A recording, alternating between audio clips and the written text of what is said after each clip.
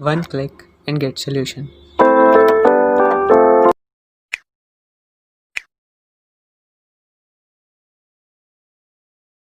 Hello everybody, आज की video में हम लोग डिस्कस करेंगे क्वाड्रेटिक इक्वेशन। आज का हमारा टॉपिक क्या है? Quadratic equation. इस टॉपिक में हम लोग जानेंगे किन किन टाइप की इक्वेशंस को हम लोग क्वाड्रेटिक इक्वेशन कहते हैं और क्वाड्रेटिक इक्वेशन की थोड़ी सी स्टार्टिंग करेंगे। तो टाइम को बिना वेस्ट किए हम लोग अपनी वीडियो को आगे बढ़ते हैं। जैसा कि आपको दिख रहा है, हमारा आज का टॉपिक क्या है? Quadratic equation. क्वाड्रेटिक ये नाम मैंने आप लोग को पॉलिनोमियल में बताया है। पॉलिनोमियल में हम लोगों ने पढ़ा था क्वाड्रेटिक पॉलिनोमियल। क्वाड्रेटिक पॉलिनोमियल्स क्या होती हैं?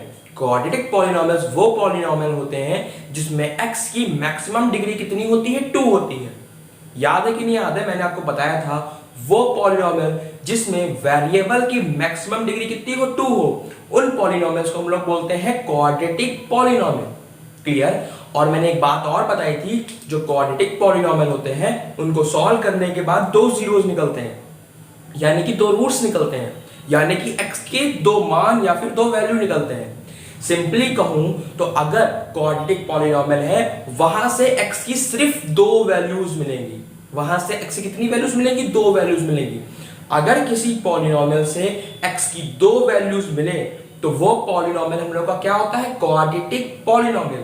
ये हम लोगों ने क्वाड्रेटिक पॉलिनोमियल डिस्कस किया था। अब बात करते हैं क्वाड्रेटिक इक्वेशन की। तो हम लोग मान लेते हैं let fx is a quadratic polynomial. Quadratic polynomial हम लोगों ने क्या मान लिया? fx एक क्वाड्रेटिक पॉलिनोमियल है। क्लियर? अब यहां पे एक केस डिस्कस करेंगे। केस क्या होगा? fx की जो वैल्यू होगी वो क्या होगी? 0 होगी, यानी कि 0 होगी। मतलब कि क्या कहा मैंने एक पॉलिनोमियल लिया fx, जो कि क्या है? Quadratic polynomial. उसमें मैंने केस डिस्कस करा जहां पे fx की ये fx जो था, इसकी वैल्यू क्या मैंने मान ली? 0 मान ली। क्या मान ली? 0 मान ली। तो इस केस में fx अगर 0 होगा, मतलब ऐसा केस जिसमें fx क्या हो? 0 हो, उस केस में हम लोग fx को हम लोग क्या बोलते हैं? Quadratic equation. क्वाड्रेटिक इक्वेशन मतलब कि मैंने क्या जाना कि अगर मेरा fx क्वाड्रेटिक पॉलिनोमियल है, क्लियर, उसमें fx की वैल्यू मैं 0 अगर पुट कर दूं, ठीक, उसके बाद जो fx बनेगा वो हम लोग का क्या कहलाएगा? Quadratic equation. क्लियर? अब देखिए आगे हम लोगों ने पढ़ा था जो क्वाड्रेटिक पॉलिनोमियल्स होते हैं उसका स्टैंडर्ड फॉर्म मैंने आपको बताया था। स्टैंडर्ड फॉर्म, इसका स्टैंडर्ड फॉर्म क्या होता है? ax² प्लस bx प्लस का c। ये मैंने आपको बताया था, ये क्या होता है? क्वाड्रेटिक पॉलिनोमियल का स्टैंडर्ड फॉर्म। और इज इक्वल टू में क्या लिखा होता है? fx। क्लियर? अब जो मैंने केस डिस्कस करा था मैं वही करता हूं, fx की जगह पे यहां कर देता हूं 0 पुट कर देता हूं। तो क्या आएगा? ax² प्लस का bx प्लस का c बराबर 0, प्लस का c बराबर 0। तो जो ये आया हम लोग का, ये कहलाता है standard form of quadratic equation. Clear? तो हमने क्या जाना कि अगर ax² plus bx plus c बराबर 0 हो जाए, ax² plus bx plus c बराबर 0 हो जाए, तो वो जो स्टैंडर्ड फॉर्म होगी वो क्या कहलाएगी? हमारी क्वाड्रेटिक इक्वेशन की स्टैंडर्ड फॉर्म। क्लियर? और जो इससे पहले हम लोगों ने पढ़ी थी, ये fx बराबर ax² plus bx plus c, ये हम लोग का कहलाता है क्वाड्रेटिक पॉलिनोमियल की स्टैंडर्ड फॉर्म। तो हम लोगों ने क्या जाना? अगर fx एक क्वाड्रेटिक पॉलिनोमियल है, उस पॉलिनोमियल में अगर एक केस डिस्कस कर लूं, fx की जगह पे 0 रख दूं, क्लियर, तो जो हमारा fx होगा वो कहलाएगा क्वाड्रेटिक इक्वेशन। ठीक? क्वाड्रेटिक पॉलिनोमियल की स्टैंडर्ड फॉर्म क्या होती है? fx = ax² plus bx plus c। ठीक? अब मैं इस केस जो मैंने केस माना था fx बराबर 0, मैं 0 पुट कर दूं तो ax square plus bx plus c बराबर 0 आ जाएगा। क्लियर? और ये जो मेरी स्टैंडर्ड फॉर्म बनी है इसी को हम लोग क्या बोलेंगे, standard form of quadratic equation. Clear? आइए आगे देखते हैं। इसकी कुछ कंडीशंस होती हैं, इसकी कुछ क्या होती हैं, कंडीशंस होती हैं। तो पहली कंडीशन क्या होती है, देखिए जो पहली कंडीशन होती है वो होती है a does not equal to 0। मतलब कि अगर हम लोग की कोई भी स्टैंडर्ड फॉर्म दी गई हो उसमें a की वैल्यू कभी भी 0 ना होनी चाहिए। और जो a होता है वो कोएफिशिएंट ऑफ एक्स स्क्वायर होता है। मतलब कि ऐसी इक्वेशन होनी चाहिए जिसमें एक्स स्क्वायर का कोफिशिएंट क्या हो, 0 ना हो। अगर 0 नहीं होगा तो वो हम लोग की क्वाड्रेटिक इक्वेशन कहलाएगी, और अगर 0 हो जाएगा तो क्या कहलाएगी। मान लीजिए मैंने एक की जगह पे क्या रख दिया, 0 रख दिया, तो क्या आएगा, bx प्लस सी बराबर 0, bx प्लस सी बराबर 0। तो इसे हम लोग क्या बोलते हैं, लीनियर इक्वेशन। इसे हम लोग क्या बोलते हैं, लीनियर इक्वेशन।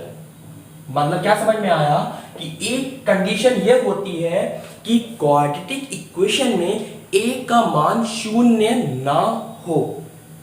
क्लियर? अब आगे देखते हैं। यहां पे a, b और c, जो दूसरी कंडीशन क्या होती है, जो a, b, c होते हैं ये बिलोंग किससे करते हैं, रियल नंबर से। जो a, b और c जो होते हैं वो किससे बिलोंग करते हैं, रियल नंबर। बस यही हमारी कंडीशन किसकी होती है, क्वाड्रेटिक इक्वेशन की। तो मैंने जान लिया कि क्वाड्रेटिक इक्वेशन क्या होती है और क्वाड्रेटिक इक्वेशन की कंडीशन क्या होती है। एक बार फिर बता रहा हूं, ax square plus bx plus c is equal to 0, ये होती है standard form of quadratic equation.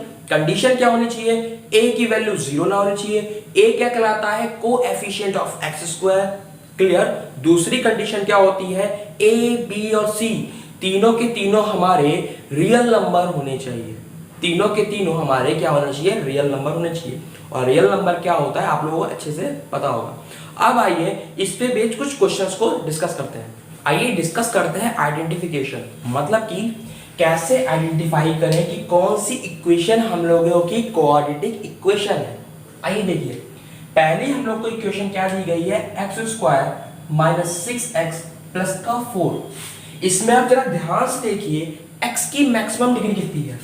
इसमें x की मैक्सिमम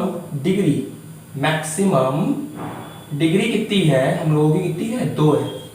और मैंने क्वाड्रेटिक इक्वेशन की डेफिनेशन में समझाया था कि मैक्सिमम डिग्री कितनी होनी चाहिए, 2 होनी चाहिए। मैक्सिमम डिग्री कितनी होनी चाहिए, 2। जिस तरीके से क्वाड्रेटिक पॉलिनोमियल में मैक्सिमम डिग्री 2 होती है, उसी तरीके से क्वाड्रेटिक इक्वेशन में भी मैक्सिमम डिग्री कितनी होती है, 2। यानी कि ये हमारा क्वाड्रेटिक इक्वेशन है। अब आइए बात करते हैं नेक्स्ट पे। यहां पे क्या दिया गया है, x square plus 1 upon x square equal to 5।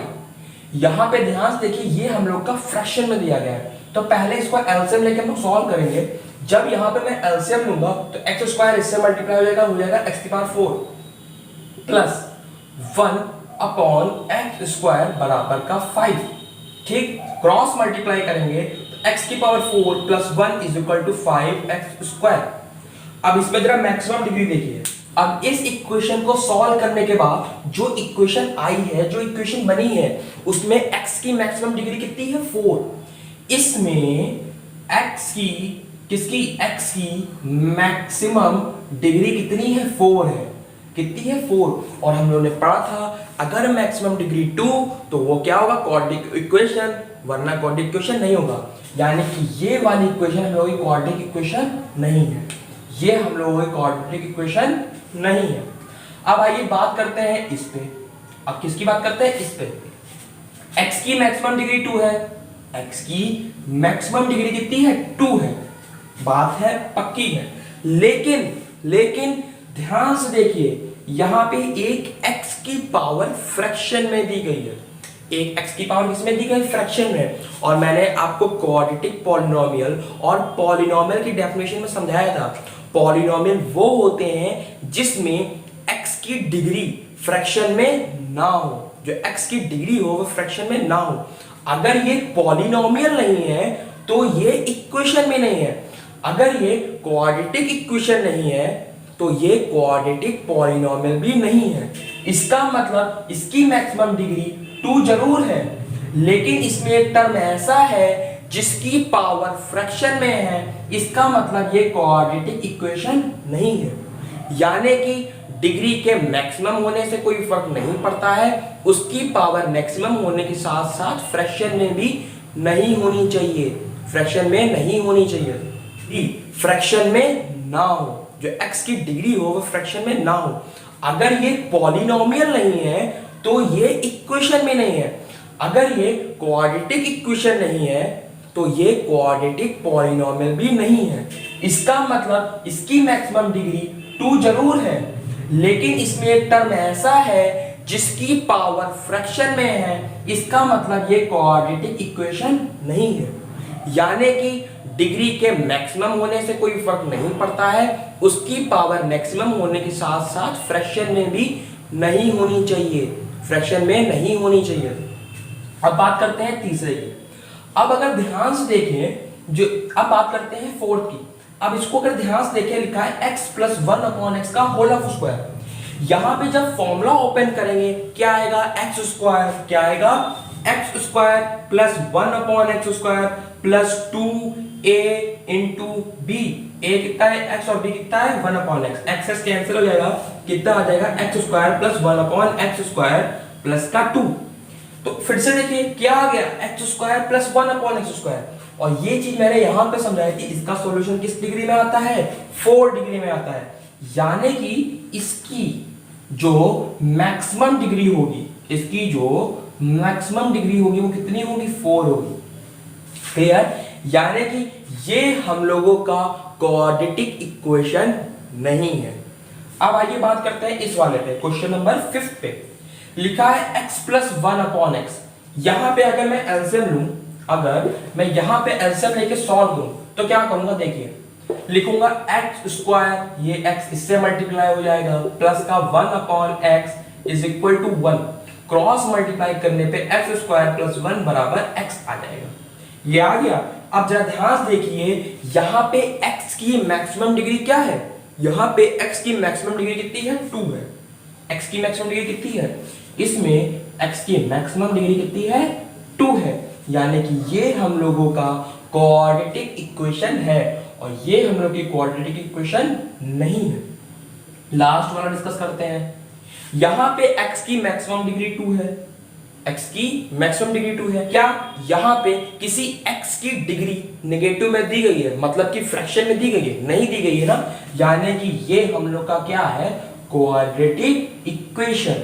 ये हम लोग की क्या है, क्वाड्रेटिक इक्वेशन, क्योंकि इसकी डिग्री भी मैक्सिमम कितनी है, 2 है।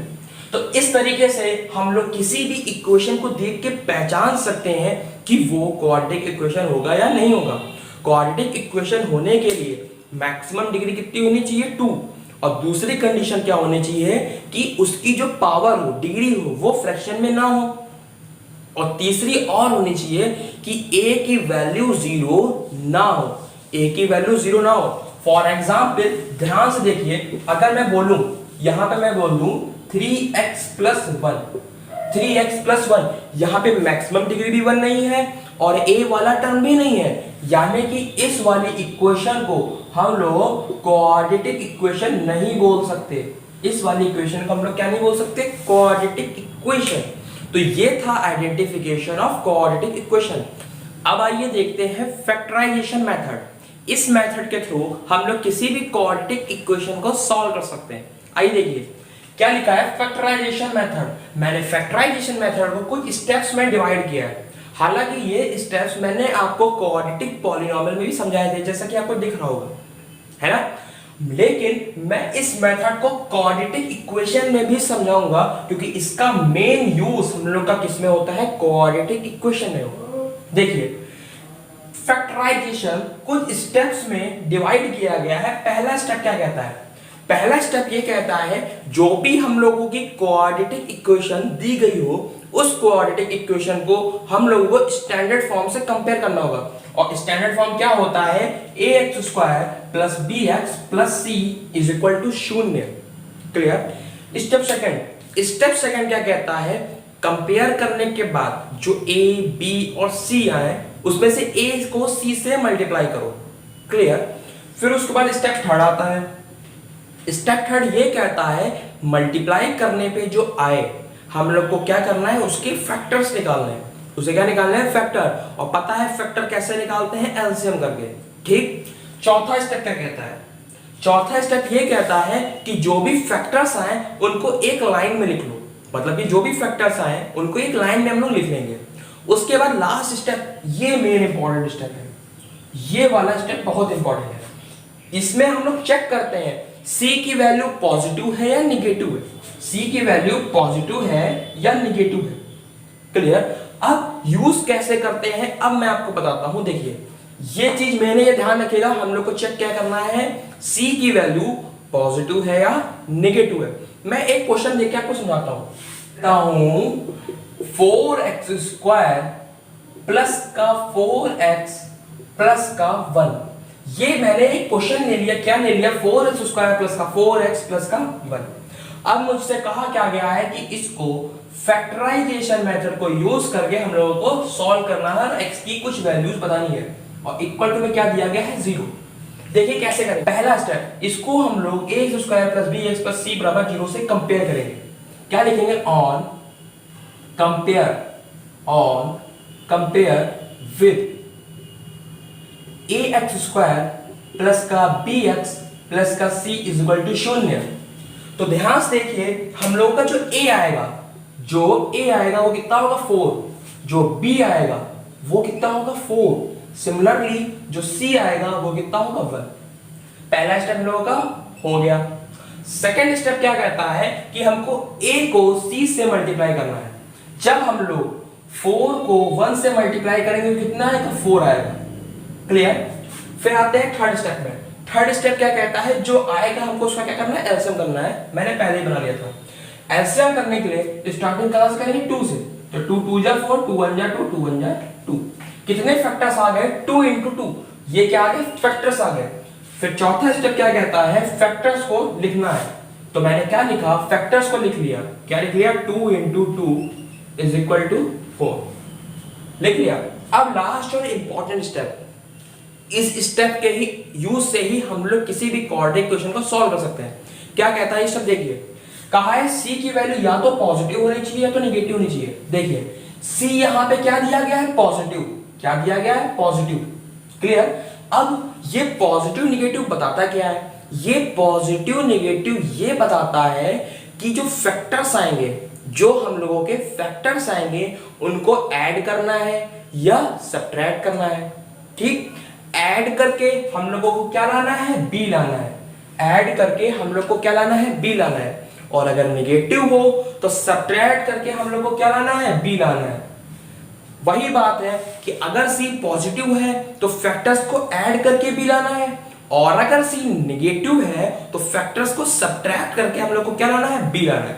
ये नॉर्मल सा मेथड होता है। अब देखिए c हम लोग का क्या दिया गया है? पॉजिटिव का। तो हम लोगों को ऐड करके क्या लाना है? b लाना है।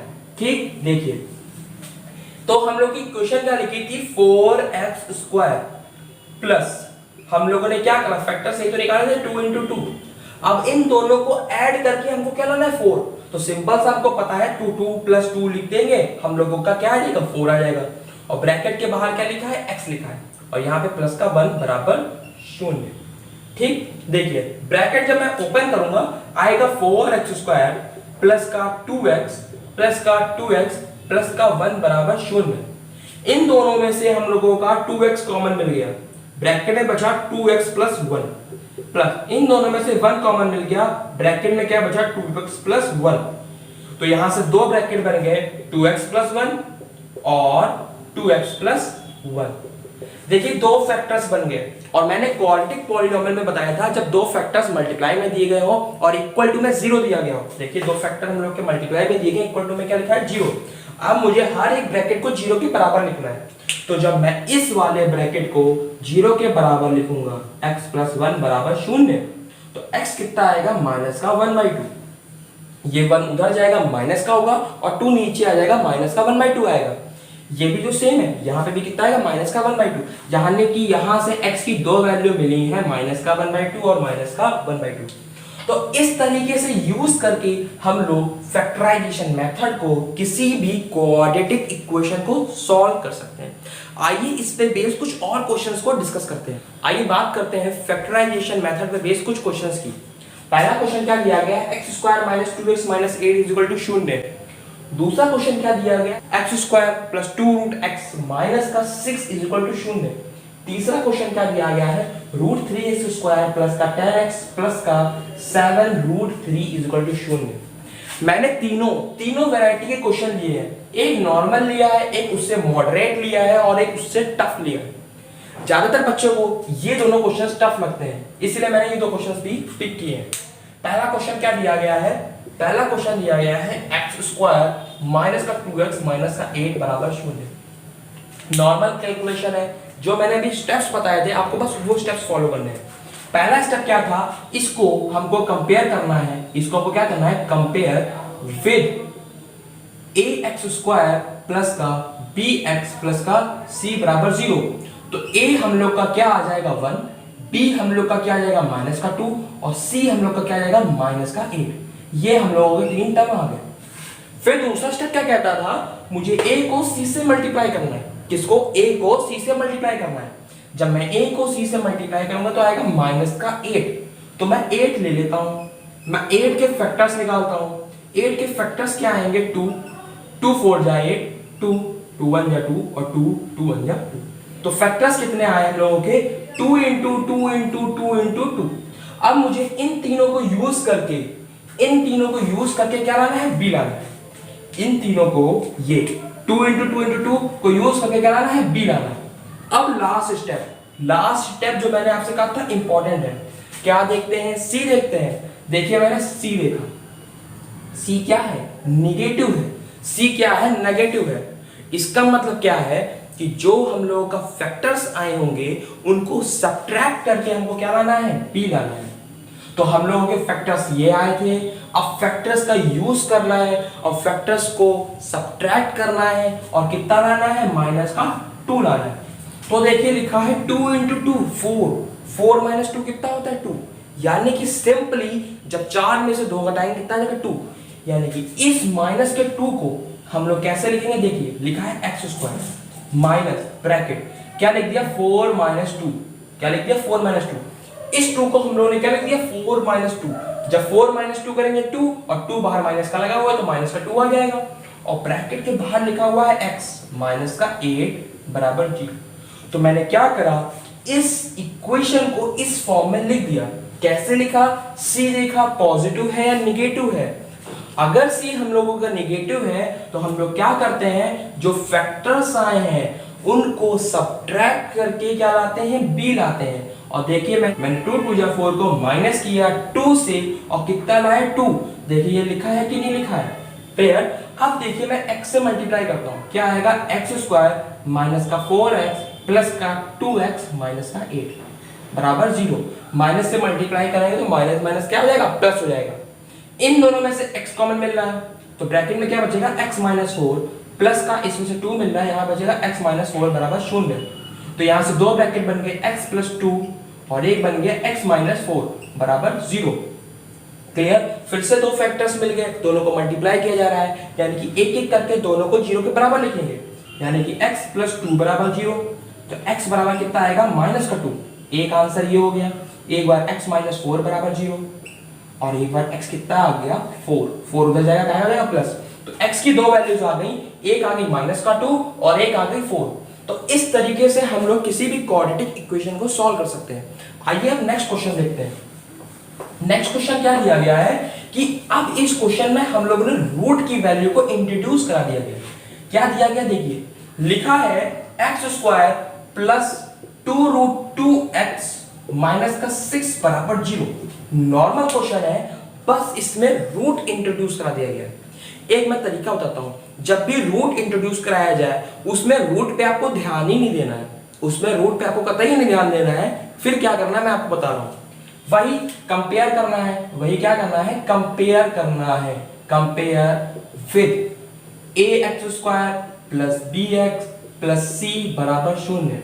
मैंने इससे कंपेयर कर दिया और जो हम लोगों की a की वैल्यू आ गई वो कितनी आ गई 1, b की वैल्यू जो आ गई वो कितनी आ गई 2√2, उसी तरीके से जो c की वैल्यू आ गई वो कितनी आ गई -6। क्लियर, a b c हम लोगों के आ गए। अब देखिए सिंपली 1 को इससे मल्टीप्लाई करेंगे, कितना आएगा 6, -6 आएगा, लेकिन मैंने पॉजिटिव का 6 लिया है, मैंने इसका एलसीएम निकाल लिया, तो 2 3 जा 6, कितने आ गए 2 into 3 आ गया। ये हम लोगों के फैक्टर्स आ गए। क्लियर, 2 into 3 हम लोगों के 6 के फैक्टर आ गए। अब बस इसमें एक काम करना है, जो रूट के अंदर वैल्यू लिखी होगी, जो रूट के अंदर वैल्यू लिखी होगी हम लोगों को उसमें ध्यान नहीं देना है। यानी कि जो रूट के अंदर लिखा है, क्या लिखा है 2 लिखा है, तो इन फैक्टर्स में जो आ गई वो कितनी आ गई 2√2, उसी तरीके से जो c की वैल्यू आ गई वो कितनी आ गई -6। क्लियर, a b c हम लोगों के आ गए। अब देखिए सिंपली 1 को इससे मल्टीप्लाई करेंगे, कितना आएगा 6, -6 आएगा, लेकिन मैंने पॉजिटिव का 6 लिया है, मैंने इसका एलसीएम निकाल लिया, तो 2 3 जा 6, कितने आ गए 2 into 3 आ गया। ये हम लोगों के फैक्टर्स आ गए। क्लियर, 2 into 3 हम लोगों के 6 के फैक्टर आ गए। अब बस इसमें एक काम करना है, जो रूट के अंदर वैल्यू लिखी होगी, जो रूट के अंदर वैल्यू लिखी होगी हम लोगों को उसमें ध्यान नहीं देना है। यानी कि जो रूट के अंदर लिखा है, क्या लिखा है 2 लिखा है, तो इन फैक्टर्स में जहां जहां पे रूट के अंदर की वैल्यू लिखी होगी उस पे हम लोग को ध्यान नहीं देना है। तो 2 लिखा है, तो इन फैक्टर्स में जहां पे 2 लिखा होगा मुझे उस 2 पे एक ध्यान नहीं देना है, किसी एक 2 पे, तो मैंने इस 2 पे ध्यान नहीं दिया। क्या मिला 3, क्या मिला 3, बचा क्या 3 को क्या करें, ना सब्ट्रैक्ट कर सकते हैं आपस में, ना ऐड कर सकते हैं। 3 में 3 को ऐड करेंगे तो 6 आएगा, 3 में 3 को सब्ट्रैक्ट करेंगे तो 0 आएगा। लेकिन यहाँ पे मल्टीप्लाई में 1 भी तो लिखा हुआ है, क्या लिखा हुआ है 3 into 1। अब हम देखेंगे c को, c हम लोगों का पॉजिटिव है या c हम लोगों का निगेटिव है। c हम लोगों का क्या है नेगेटिव है, तो हम लोग को क्या करना है सब्ट्रैक्ट करके p लाना है, और जब 3 में से 1 जाएगा, जब 3 में से 1 जाएगा तो हम लोग का क्या होगा 2 होगा। कौन सा वाला, ये वाला 2। मैं रूट वाले की बात नहीं कर रहा हूं, मैंने कहा ना रूट अगर दिखे तो रूट पे ध्यान ही ना दो, रूट दिखे तो रूट पे ध्यान ही ना दो।